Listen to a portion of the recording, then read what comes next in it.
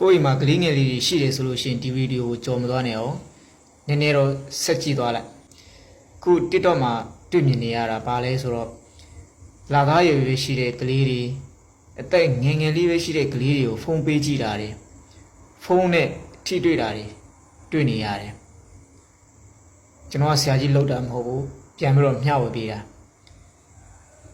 အဲ့တော့ကျွန်တော်တို့လူကြီးတွေတောင်မှဖုန်းကြည့်လို့ရှိရင်6လက်မှတပေအဲ့လောက်အကွာနေပြီးတော့ကြည့်ရပါတယ်။ဘာလို့လဲဆိုတော့ဖုန်းမှာထွက်လာတဲ့အလင်းနဲ့ကျွန်တော်တို့မျက်လုံးနဲ့ထိတွေ့မှုနည်းအောင်လို့အကွာဝေးလှမ်းသွားအောင်လို့ကျွန်တော်တို့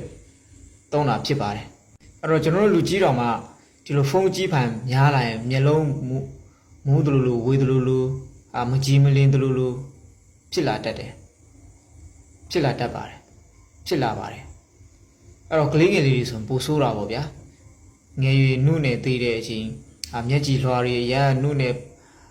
တဲ့အချိန်မှာဒီဖုန်းအလင်းနဲ့ထိတွေ့လိုက်တဲ့ခါကျတော့မျက်စိကိုထိခိုက်တာပိုများတာပေါ့